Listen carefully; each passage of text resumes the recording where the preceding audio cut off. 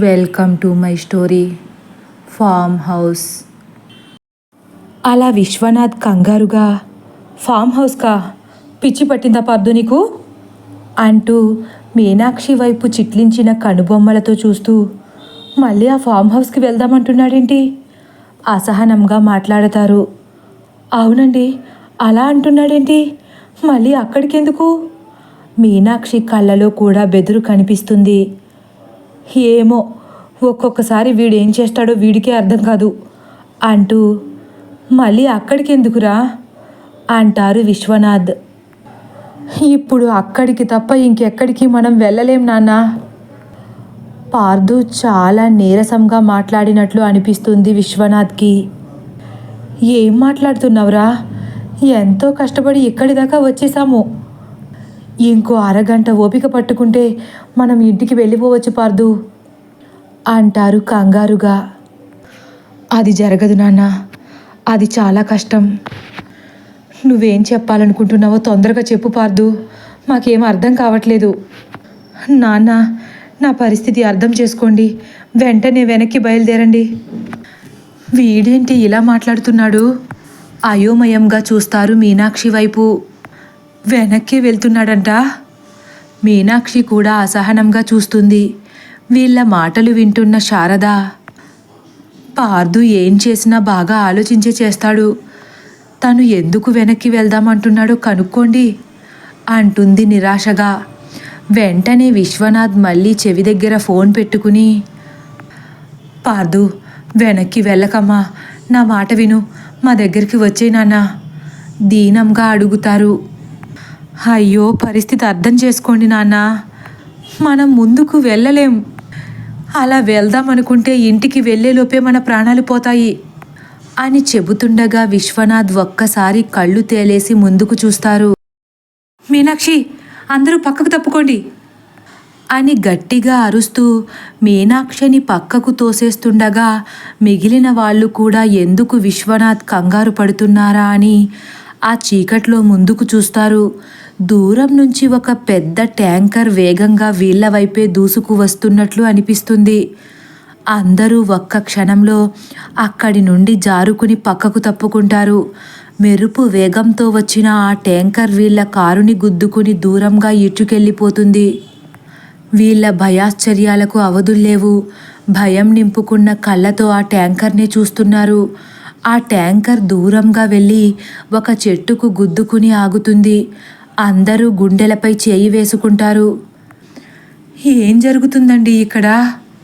మీనాక్షి అడుగుతుంది. ఏమో మీనాక్షి, నీకేం కాలేదు కదా, పైకిలే. పార్దు చెప్పినట్లుగా మనం ముందుకు వెళ్ళలేమేమో అనిపిస్తుంది అంటూ మీనాక్షి చేయి పట్టుకుని పైకి లేపుతున్నారు. వెనక్కి వెళ్తే మాత్రం ప్రాణాలు దక్కుతాయని నమ్మకం లేదు కదా అండి. పార్దుకి ఏదైనా అయితే? విశ్వనాథ్ చొక్కా పట్టుకుని దీనంగా చూస్తుంది. వెనక్కు వెళితే ప్రాణాలు పోతాయో లేదో చెప్పలేం, కానీ ముందుకు వెళితే మాత్రం తప్పకుండా పోతాయనిపిస్తుంది. ఇంకా ఆ భయాందోళనల నుంచి బయటకు రాలేదు విశ్వనాథ్. ఇంతలో మళ్ళీ విశ్వనాథ్కి ఫోన్ కాల్ వస్తుంది. మాధురి చెప్పు. నానా, ఏం జరిగింది? ఎందుకు ఫోన్ కట్ చేసేశారు? కార్కి యాక్సిడెంట్ అయింది మాధురి. యాక్సిడెంటా? పెద్దగా అంటుంది. యాక్సిడెంటా అని అందరూ హడలిపోతారు. అక్క స్పీకర్ ఆన్ చేయి అంటాడు పార్దు. స్పీకర్ ఆన్ చేస్తుంది మాధురి. మాకేం కాలేదు మాధురి, మీరు కంగారు పడకండి. కార్కి అయింది. ఎలా జరిగింది నాన్న? కార్కి ఆ యాక్సిడెంట్ అవ్వడం ఏంటి? మేము రోడ్ సైడ్ ఆగాము కదా, పార్దుతో ఫోన్లో మాట్లాడుతుంటే మా ముందు నుంచి ఒక ట్యాంకర్ మా వైపుకు చాలా ఫాస్ట్గా వస్తున్నట్లు అనిపించి పక్కకు తప్పుకున్నాము. ఇంతలో ఆ ట్యాంకర్ మన కార్ని గుద్దుకుంటూ వెళ్ళిపోయింది. భగవంతుడి దయ వల్ల మేము ప్రాణాలతో బయటపడ్డాం అంటారు విశ్వనాథ్. ఎవరికి చిన్న దెబ్బ కూడా తగలేదు కదా నాన్న? నేను పక్కకు తోయడం వల్ల అమ్మ పడిపోయింది, కొద్దిగా కొట్టుకుపోయాయి అంతే, అందరూ బాగానే ఉన్నాం అంటుండ.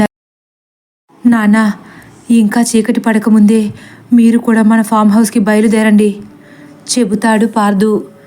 ఎలా రమ్మంటావు పార్దు? మన కార్ని ఆ ట్యాంకర్ ఎక్కడికో ఈడ్చుకెళ్ళిపోయింది. అసలు మన కార్ స్టార్ట్ అవుతుందో లేదో కూడా తెలియదు. ఇంకా ఆ ట్యాంకర్ అక్కడే ఉందా నాన్న అనగానే అందరూ ట్యాంకర్ వైపు చూస్తారు. ఇంతలో డ్రైవర్ ట్యాంకర్ని కాస్త వెనక్కి పోనిస్తున్నాడు. డ్రైవర్ ఇప్పుడే ట్యాంకర్ని తీస్తున్నాడు అంటారు విశ్వనాథ్. ఇప్పుడు వెళ్ళి మన కార్ని తీసుకుని వెంటనే ఫామ్ హౌస్కి బయలుదేరండి. కార్ బాగా డ్యామేజ్ అయిందంటున్నాను కదా. ఏం కాదు నాన్న, నేను ఊహించింది నిజమైతే కార్ తప్పనిసరిగా స్టార్ట్ అవుతుంది అంటాడు తీక్షణంగా. అంటే ఇదంతా ఇందువదన పనేనంటావా? నాకెందుకో అనుమానంగా ఉంది తీక్షణంగా అడుగుతారు విశ్వనాథ్ కూడా. స్పీకర్ ఆన్ చేసి ఉండడం వల్ల ఆ మాట చైత్రకు వినిపించి నెమ్మదిగా తలను ఫోన్ వైపుకు తిప్పుతుంది. అందరూ అయోమయంగా చూస్తూ నీళ్లు నములుతున్నారు. పార్థు మాత్రం ఏమాత్రం బెదురు లేకుండా, అవును నాన్న, ఇకపై మన ఇల్లు అదే. కాదని ఎప్పుడైనా అక్కడి నుంచి తప్పించుకోవాలని చూస్తే చచ్చిపోతాం. మీకు అర్థమవుతుందా అంటాడు. అర్థమైంది పార్థు, ఇప్పుడే బయలుదేరుతున్నాము నిస్సత్తువగా అంటారు విశ్వనాథ్. సరే నాన్న, జాగ్రత్తగా రండి, మీకేం భయం లేదు, నువ్వు మాట్లాడక్క అంటాడు పార్థు. పార్థు అంత ఖచ్చితంగా ముందుకు వెళితే చచ్చిపోతామని చెప్పాడంటే ఆయనకు అనుమానం వచ్చినట్లే ఇదంతా ఇందువదన పనే అని అర్థమైన విశ్వనాథ్ మిగిలిన వాళ్లను కూడా ఒప్పించి వెనక్కు వెళ్ళడానికి సిద్ధపడతారు. అందరూ నెమ్మదిగా నడుచుకుంటూ వాళ్ళ కార్ దగ్గరకు వెళుతుంటే వాళ్లకు ధైర్యంగా ఉండడం కోసం మాధురి త్రిపురలు ఫోన్ మాట్లాడుతూనే ఉన్నారు. పార్థు చెప్పినట్లుగానే కార్ వెనక భాగమంతా నుజ్జునుజ్జైనప్పటికీ చందు ఎక్కి స్టార్ట్ చేయగానే ఏమాత్రం ఇబ్బంది పెట్టకుండా స్టార్ట్ అయిపోతుంది. మళ్ళీ ఆశ్చర్యపోవడం వాళ్ళ వంతవుతుంది. అందరూ ఎక్కేశారు. ఆ చీకట్లో కారుని వెనక్కి తిప్పి ముందుకి పోనిస్తున్నాడు చందు. ఒక్కసారిగా మళ్ళీ మృత్యుకుహరంలోకి వెళుతున్నామా అన్నట్లు ముఖాలు వాడిపోయాయి అందరివి. అందరూ అలా ఉండగా లక్ష్మి ఒక్కసారే అమ్మగారు అని హడలిపోతూ అంటుంది. ఉలిక్కిపడి వెనక్కి చూస్తారిద్దరూ. ఈ బొమ్మను చూడండి అంటుంది బెదురు నింపుకున్న కళ్ళతో ముగ్ధమోహినీను చూపిస్తూ. దాన్ని చూడగానే ఒక్కసారే అందరి గుండె జల్లుమంది. బొమ్మ ముక్కలైపోయిందా? నిర్ఘాంతపోయి అడుగుతుంది మీనాక్షి. అవునమ్మా, నాకు చాలా భయం వేస్తుంది, నేను ఆ ఇంటికి రాను. ఇది గనుక ఇందువదన చూస్తే నన్ను ఇంకా బ్రతకనివ్వదు. అసలే ఇందువదనకు ఇదంటే పిచ్చి ప్రేమ అని ఏడవడం మొదలుపెట్టింది. లక్ష్మి, కంగారు పడకు, ఏం కాదు అంటారు విశ్వనాథ్. ఇది చూశాక కూడా ఏం కాదంటారేంటయ్య గారు? చంపేస్తుంది. కారు ఆపండి అయ్యా, చందు కారాపు, మనం ఆ ఇంటికి వెళ్ళొద్దు అని మళ్ళీ లక్ష్మి ఏడుస్తూ చెప్పేసరికి, ఆ ఇంటికి వెళ్ళకూడదనుకుంటే ఇంకా మీ ఇంటికి ఎప్పటికీ వెళ్ళలేవు. నా మాట విను. పార్థు ఏదో ఒకటి చేసి మనల్ని కాపాడతాడన్న నమ్మకం నాకుంది. ఏదోలా నచ్చచెప్పి లక్ష్మిని ఊరుకోపెడతారు విశ్వనాథ్. ఎన్ని చెప్పినా లక్ష్మి గుండెల్లో మాత్రం భయం అంతకంతకు ఎక్కువైపోతుంది. లక్ష్మి గుండె వేగంగా కొట్టుకుంటుంది. ఒళ్ళంతా తడిచి ముద్దైపోయింది. అమ్మగారు, మీరైనా ఒప్పుకోండి, నేను ఆ ఇంటికి రాను అని చిన్నపిల్లలా ఏడుస్తుంది. ఈ బొమ్మ విరిగిపోయిందని తెలిస్తే ఆ ఇందువదన నన్ను బ్రతకనివ్వదు. నా లెక్క ప్రకారం ఈ పాటికే దానికి తెలిసిపోయి ఉంటుంది అంటుంది. లక్ష్మి, పిచ్చిదానిలా మాట్లాడకు. మాకు మాత్రం ఆ ఇంటికి వెళ్ళడానికి సరదాగా ఉందనుకుంటున్నావా? ఇప్పుడు నీ కళ్ళ ముందు జరిగినవన్నీ చూశాక కూడా ఇంటికి వెళ్ళగలను అనుకుంటున్నావా? ఈ రోడ్డులో కాసేపు నుంచుని ఏదో ఒక బస్సు ఎక్కి వెళ్ళిపోతామమ్మా, మేము ఇక్కడే దిగిపోతాం. కార్ డ్రైవ్ చేస్తున్న చందు కూడా దీనంగా, అవన్నీ జరిగే పనులేమి కాదు లక్ష్మి. ఇంకా తప్పించుకోవాలని చూసి ఆ ఇందువదనకి ఇంకా ఆవేశం తెప్పించడం తప్ప. ఇలాగే పదే పదే చేస్తూ ఉంటే క్షణం కూడా ఆలస్యం చేయకుండా ఇక్కడే చంపేస్తుంది మనల్ని. దానికి మనల్ని చంపడం పెద్ద బ్రహ్మ విద్యేమీ కాదు. ఊరుకో, పార్థుబాబు ఉన్నాడుగా, చూసుకుంటారు అని సర్ది చెప్పడానికి ప్రయత్నిస్తాడు. ముందు నుయ్యి వెనక గొయ్యి అన్నట్లు తయారైంది వాళ్ళ పరిస్థితి. ఇక చేసేదేం లేక తనువంతా భయాన్ని నింపుకుని ఫామ్ హౌస్కి వెళ్తున్నారు. అప్పటికే బాగా చీకటి పడిపోవడం వల్ల ఆ ఫామ్ హౌస్ చుట్టుపక్కల ప్రదేశమంతా చిమ్మ చీకటి అలముకుంది. ఆ చీకటిని చూస్తూ కారులో వెళుతున్న వీళ్లకు ఇటువంటి చోటున ఇంటిని కొన్నాము అనే దిగులు మొదలైంది.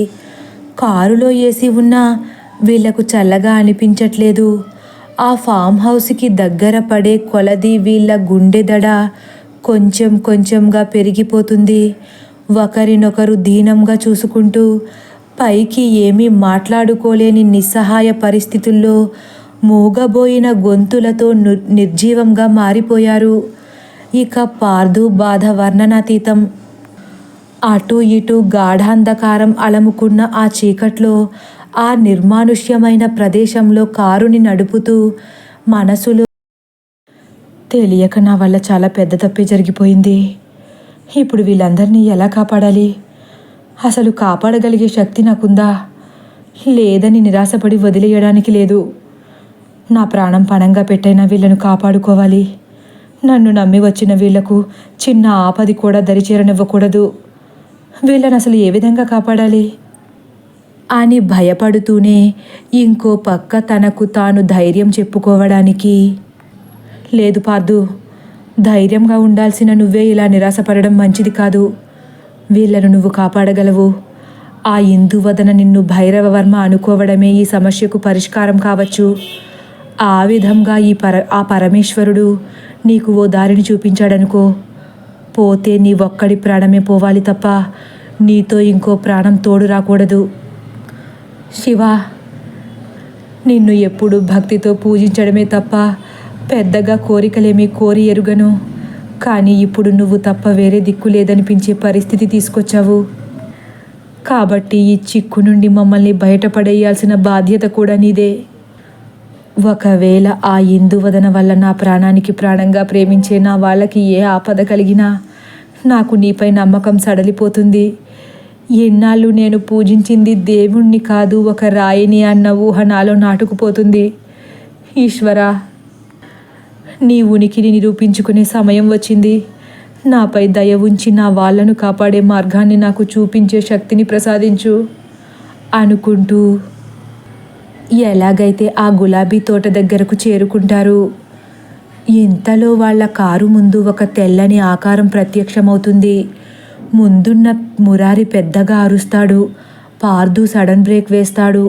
మాధురి, త్రిపురలు కూడా కళ్ళను పెద్దవి చేసి ఆశ్చర్యంగా చూస్తున్నారు.